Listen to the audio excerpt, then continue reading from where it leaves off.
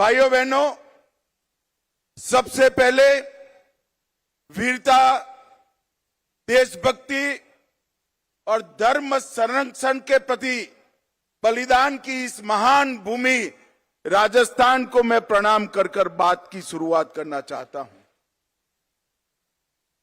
यही भूमि है जिसने वीर राणा सांगा, महाराणा प्रताप, वीर दुर्गादास राठौड़, पृथ्वीराज चौहान, महारानी पद्मिनी, पन्ना धाय और भामाशाह जैसे दानवीरों को भी जन्म दिया।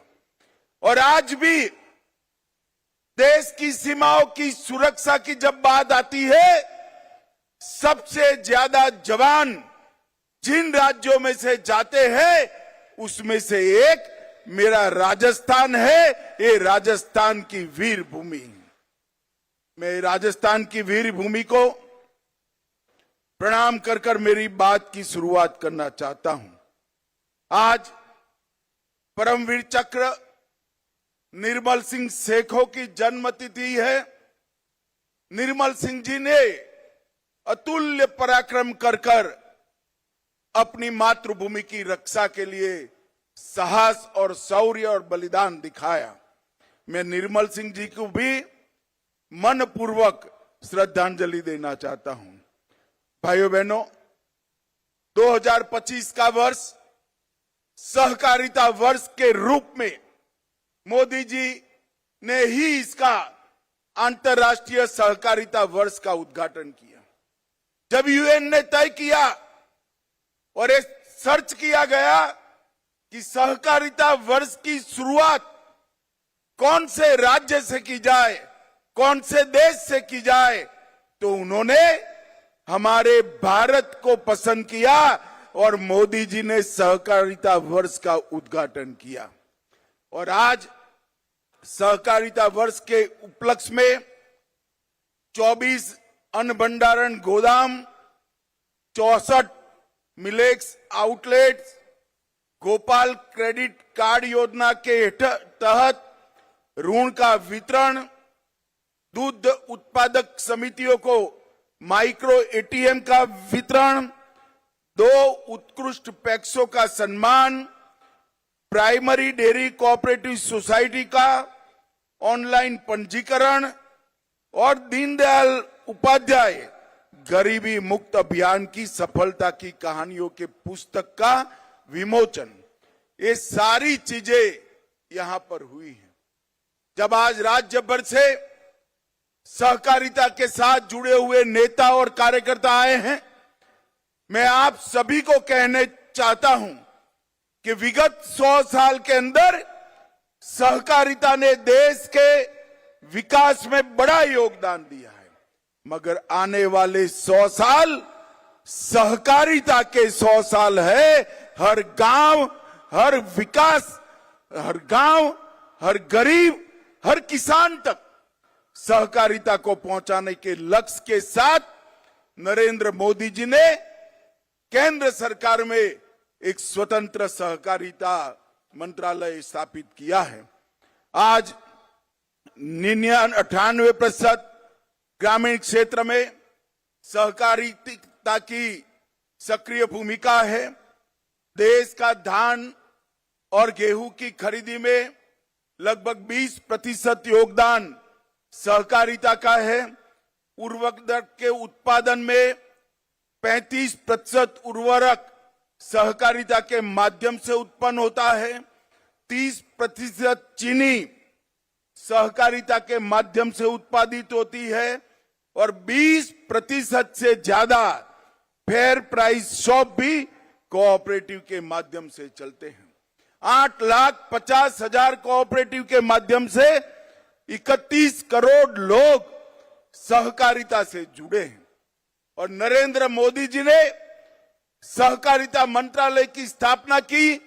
4 साल के अंदर हमने 61 इनिशिएटिव के माध्यम से सहकारिता को मजबूत करने का काम किया है। 2 लाख नए पैक्स बनाने का काम शुरू हो गया है। उसमें से 40,000 पैक्स बना लिए गए हैं। सभी पैक्स का कंप्यूटराइजेशन समाप्त कर दिया गया है। सभी पैक्स के मॉडल बायलॉज सभी राज्यों ने स्वीकार कर लिए हैं और इसके साथ साथ गोडाउन बनाने का काम भी शुरू हुआ है। ऑर्गेनिक प्रोडक्ट्स एक्सपोर्ट और बीज संवर्धन के लिए नई समितियां बनी हैं। दलहन, तिलहन और मक्का जो नाफेड और एनसीसीएफ के ऐप पर रजिस्टर कराता है, वो सभी किसानों का दलहन, तिलहन और मक्का एमएसपी पर खरीदने की गारंटी नरेंद्र मोदी जी ने दी है। इसके साथ साथ अगर बाजार में दाम ऊपर है तो उसको बाजार में बेचने की भी खुली छूट दी है। मित्रों, आज राजस्थान देश के कृषि विकास में बहुत बड़ा योगदान कर रहा है। ग्वार का उत्पादन 90% से ज्यादा हमारे राजस्थान में है। 46% सरसों, 44% बाजरा, 22% तिलहन और 15% मिलेट्स के साथ ये सभी उत्पादन में राजस्थान देश में पहले नंबर पर है। 18% मूंगफली के साथ दूसरे नंबर है। ज्वार, चना, दलहन और सोयाबीन में ये तीसरे नंबर पर है। और मित्रों, मोदी जी ने 11 साल में गेहूं की एमएसपी में 73% की वृद्धि, चने की एमएसपी में 82%, सरसों में 95% और मूंगफली में 82% वृद्धि करने का काम किया है। आज मैं राजस्थान आया हूं। राजस्थान को पूरा देश ऊंटों की भूमि के रूप में जानता है। हमने कोऑपरेटिव का उपयोग कर कर ऊंटों का नस्ल संरक्षण और ऊंटनी के दूध का औषधीय गुणों के परीक्षण पर रिसर्च शुरू किया है, जिससे आने वाले दिनों में ऊंटों के अस्तित्व पर कोई खतरा नहीं आएगा। भाइयों बहनों, आज मैं आया हूं तब आज राजस्थान सरकार ने भी इतने कम समय में ढेर सारे काम किए हैं। ये पूरा राजस्थान पेपर लीक से त्रस्त था। एसआईटी गठन कर कर एक कठोर संदेश पेपर लीक माफियाओं के खिलाफ राजस्थान की सरकार ने भेजा है। ग्लोबल इन्वेस्टमेंट समिट में भजनलाल के नेतृत्व में 35 लाख करोड़ के एमओयू हुए। 3 लाख करोड़ के एमओयू पर काम भी शुरू हो गए।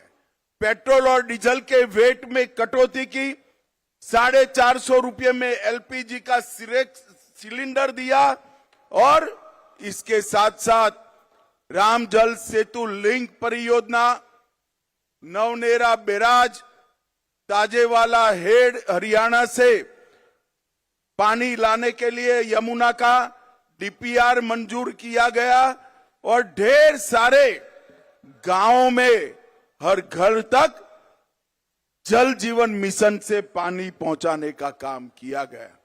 नरेंद्र मोदी सरकार ने 11 साल के अंदर 60 करोड़ गरीबों के लिए घर, शौचालय, बिजली, गैस, 5 किलो मुफ्त अनाज और इसके साथ साथ 5 लाख तक की फ्री दवाइयों का और इलाज का व्यवस्था नरेंद्र मोदी जी ने किया है। ये सारी योजनाओं का क्रियान्वयन भजनलाल जी के नेतृत्व में राजस्थान में बहुत अच्छे तरीके से होता है। मगर मैं भजनलाल जी को एक और काम के लिए भी बधाई देना चाहता हूं। इन्होंने सहकारिता के सारे इनिशिएटिव में राजस्थान को देश में 1 से 5 नंबर में लाने का काम हमारे भजनलाल शर्मा ने किया है और आज राजस्थान में सहकारिता मजबूत हो रही है। मोदी जी के नेतृत्व में देश 11वें नंबर पर से चौथे नंबर का अर्थतंत्र बन चुका है। इसके साथ साथ 27 करोड़ गरीबों को गरीबी रेखा से ऊपर लाने का काम भी हमारे नेता नरेंद्र मोदी जी ने किया है। परंतु नरेंद्र मोदी जी ने सबसे बड़ा काम किया है देश को सुरक्षित करने का। और जो कांग्रेस के राज में ये देश आए दिन आतंकवादी हमलों से त्रस्त था। पहले उरी में हमला हुआ, मोदी जी ने सर्जिकल स्ट्राइक की। पुलवामा में हमला हुआ, एयर स्ट्राइक करी। और पहलगांव में हमला किया, ऑपरेशन सिंदूर कर पाकिस्तान के घर में जाकर आतंकवादियों के परछड्डे उड़ा दी और एक मजबूत संदेश पूरी दुनिया को भेजा है कि भारत के नागरिक, भारत की सेना और भारत की सीमा इसके साथ छेड़खानी नहीं करते, वरना नतीजे भुगतने पड़ते हैं। और मोदी जी ने ये संदेश देकर एक समृद्ध, सुरक्षित और विकसित भारत के स्वप्न को सच्चा करने का, जमीन पर उतारने का काम किया है। भाइयों बहनों, आज सहकारिता क्षेत्र के इस सम्मेलन के माध्यम से इतनी विपरीत मौसम में भी आप सभी लोग इतनी विशाल संख्या में यहां आए हो, मैं हृदय से आप सभी का बहुत बहुत अभिनंदन करता हूं और विश्वास दिलाता हूं भारत सरकार और राजस्थान सरकार मिलकर राजस्थान के सहकारिता आंदोलन को और मजबूत करेंगे। न केवल मजबूत करेंगे, 2047 में जब भारत आजादी की शताब्दी मनाएगा, उस वक्त हमारा राजस्थान का सहकारिता क्षेत्र पूरे देश में 1 नंबर पर हो। इस तरह से इसका मजबूत खाका बनाने का काम करेंगे। मैं फिर से एक बार आप सभी का धन्यवाद करना चाहता हूं कि सहकारिता क्षेत्र को मजबूत करने के लिए 2025 के वर्ष, सहकारिता वर्ष को मनाने के लिए आप इतनी विपरीत मौसम में यहां आए हैं। आप सभी का बहुत बहुत धन्यवाद। एक बार फिर से ऑपरेशन सिंदूर जिन्होंने किया, वो सभी सेना के जवान और जिन्होंने ये मजबूत निर्णय किया, वो नरेंद्र मोदी जी के लिए दोनों हाथ उठाकर भारत माता का जयकारा लगाइए। सभी लोग अंत तक दोनों हाथ उठाए, जरा हाथ उठाओ भाई, मुट्ठी बींचो और प्रचंड आवाज से बोलिए, भारत माता की वंदे वंदे वंदे। आप सभी का बहुत बहुत धन्यवाद।